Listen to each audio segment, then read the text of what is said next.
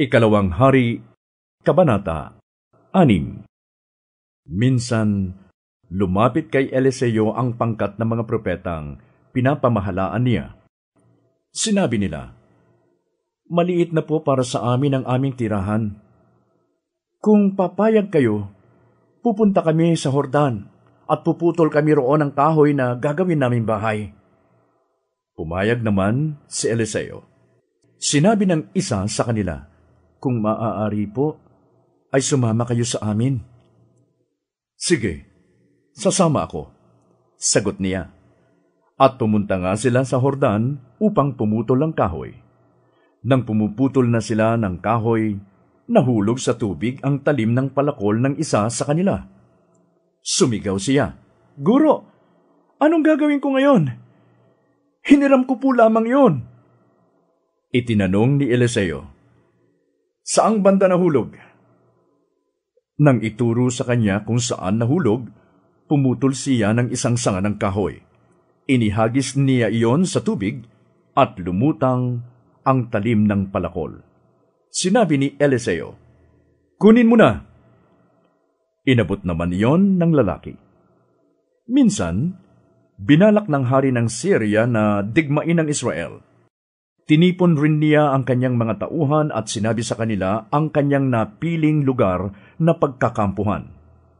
Ngunit ipinasabi ito ni Eliseo sa hari ng Israel. Binalaan niya ito, "Huwag na huwag kayong pupunta sa naturang lugar, sapagkat nag-aabang doon ang mga taga-Syria." At pinabantayan nga ng hari ng Israel ang mga lugar na sinabi ni Eliseo.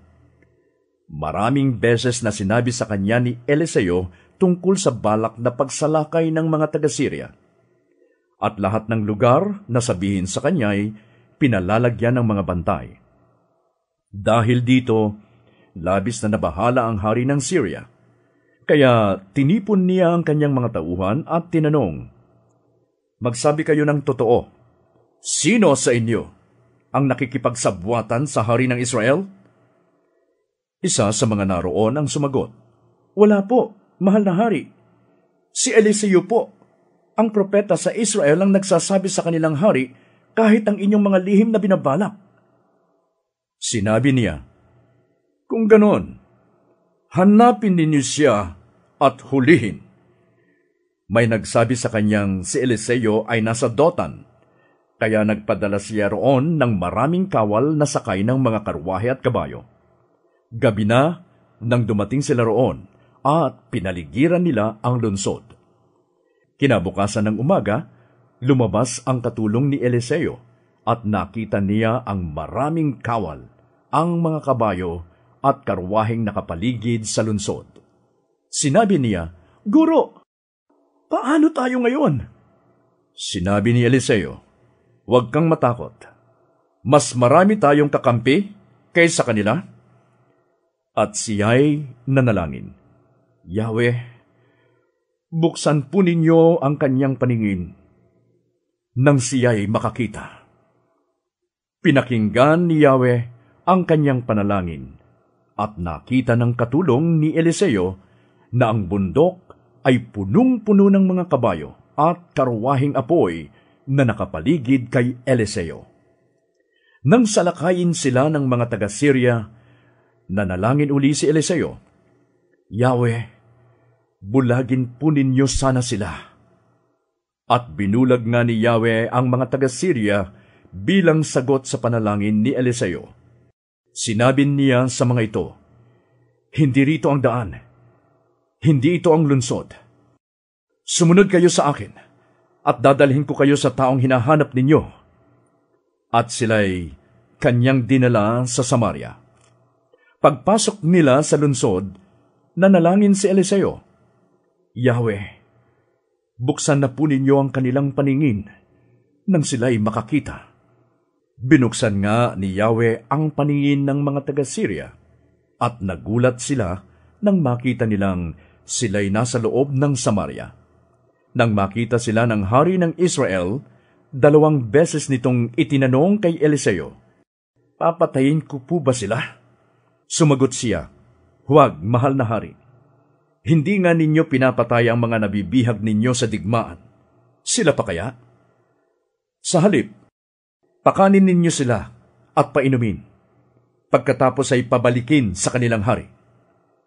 Nagpahanda ng maraming pagkain ang hari ng Israel at pinakain ang mga bihag na taga-Syria. Saka pinauwi sa kanilang hari. Mula noon, hindi na muling sumalakay ang mga taga-Syria sa lupain ng Israel. Hindi nagtagal, tinipon ni Ben-Hadad, hari ng Syria, ang kanyang buong hukbo at kinubkob ang Samaria. Dahil dito'y nagkaroon ng tagutom sa Samaria. Ang isang ulo ng asno ay nagkahalaga ng 80 pirasong pilak at 5 pirasong pilak naman ang kalahating litro ng dumi ng kalapati. Minsan, nang naglalakad ang hari ng Israel sa ibabaw ng pader ng lunsod, tinawag siya ng isang babae. "Mahal na hari, tulungan po ninyo ako." Sinabi niya, "Kung hindi ka tutulungan ni Yahweh, paano nga kita matutulungan? Wala naman akong trigo o katas ng ubas." "Ano bang problema mo?" tanong sa kanya ng hari.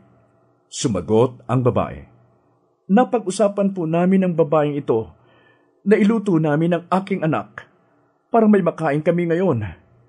Bukas, ang anak naman niya ang kakainin namin.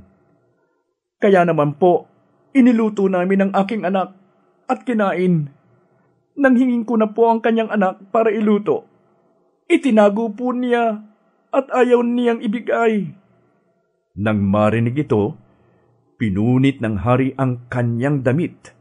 Nakita ng mga taong malapit sa pader na nakasuot pala siya ng damit sako na nakapailalim sa kanyang kasuotan bilang tanda ng matinding kalungkutan.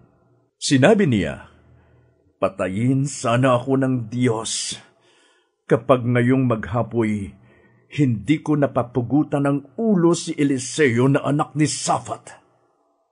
Kaya't inutusan niya ang kanyang lingkod na kunin si Eliseo.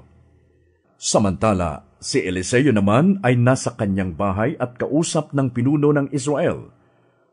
Papunta naman doon ang lalaking inutusan ng hari.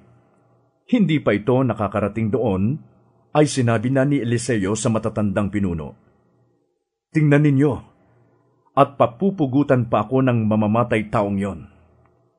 Pagdating niya rito, isaran ninyo ang pinto at bayaan siya sa labas. Kasunod na rin niya ang hari." Hindi pa halos natatapos ang sinasabi ni Eliseo ay dumating ang hari. Sinabi nito, "Ang paghihirap nating ito'y padala ni Yahweh. Bakit ko pa hihintayin ang gagawin ni Yahweh bago ako kumilos